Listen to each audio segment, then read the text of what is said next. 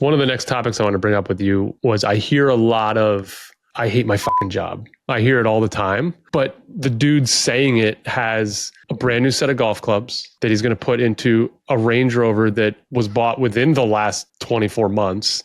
And I don't know where he or she lives, but I spend a couple hours with this person and I can tell that, they're not skimping on their trip to Palm Springs. Like there's spend going on while they share with me that they hate their job. And so that makes, perks me or creates a little curiosity. And I'd love to know your thought of the burnout versus the golden handcuffs that so many have created. Yeah, it really is a vicious cycle, right? It's hard to get off that hamster wheel, and you hate your job so much that you start doing things that you probably wouldn't do if you had a more fulfilling job, because you're like, you know what, I'm going to do something fulfilling with this money. I'm going to take an extra vacation. I'm going to buy a nicer car. I'm going to buy the nicer set of golf clubs.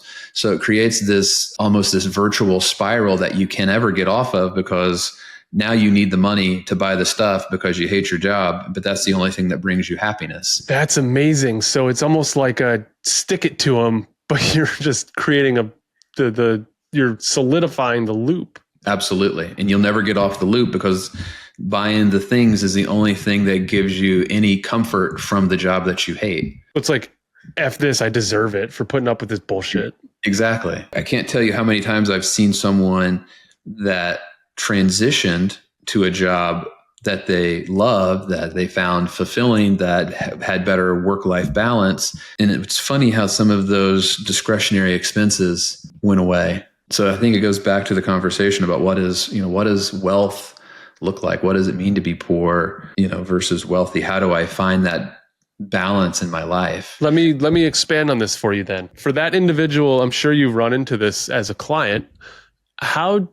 Because so much of your business and so much of this business, me as well, is you become a pseudo therapist, right? And I don't want to diminish what a licensed therapist does for their patients, but you do talk people, you do provide comfort to people through your words that has really maybe sometimes nothing to do with financial advising. So how's that conversation gone for you in the past, where there's this kind of repetitive keeping up with the Joneses behavior, and if you could just get them off of that hamster wheel, so to speak, you could really unlock a lot of financial freedom and independence for them in the future, and happiness? I think you use the words, it looks like, or it feels like, and then you share with them your observation, right?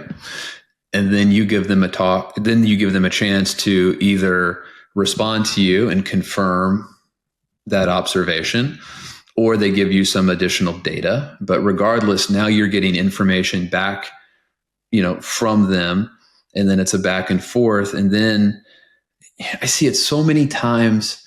I can think of 3 people off the top of my head that were in a job that you just described, in the endless loop. And we told these people, you know what, Corey, you really should bet on yourself and go out on your own, create your own business. You're never going to be really happy until you do. And then you tell them, I believe in you. I think you can do it. I wouldn't tell you to go do this if I didn't think you could do it. And all of these people have just grown by leaps and bounds, not only financially, but personally and professionally. And one lady that I think of off the top of my head, we get to see the trips that she's taking with her friends, these amazing trips. She has a child now. She's doing all of these amazing things that she wasn't able to do in her soul-crushing 9-to-5 job. And I think you just have to give people hope and a little bit of encouragement that there is a better way. There is hope on the other side. You don't have to live this way. I've seen other people go through it and they've gotten out of the cycle, and you can break the same cycle. But so much of what you described reminds me of the movie or the show that we're both watching, Friends and Neighbors, right? Maybe not to that extent, divide everything you see on Friends and Neighbors by 10 or 20. But, there are a lot of people that are just stuck in that loop that with a little bit of guidance and encouragement, you can kind of help them break that cycle, change jobs, start your own business. And I love when people start their own business. I think in, where we are, 2025, 2026, I think there's going to be a whole new wave of business owners that are in the corporate world right now, just like we were, and broke out and did our own thing. One of the coolest things, you mentioned your Friends and Neighbors, that Apple show on, or the show on Apple Plus with John Hamm. I mean, it basically takes place in southwestern Connecticut, which is an extremely rich hedge fund suburb. But one of the things that I find so fascinating in life is like when you run into someone who doesn't look like they have money and behaves kind, and like down the road, you kind of figure out or find out or discover that they're quote unquote rich. That inconspicuous wealth. I find it like the coolest thing in the world. Like, wow. It's Like, dude's got like a farm that drives the Camry or the F-150 or the Honda. Yeah, and like just some kind. T-shirt or something, like doesn't look like cash. Yeah, those are. I mean, we love those people. They're some of the most fulfilling people, to work with. Probably, the more that people try to show it, probably the less they actually have. Fascinating.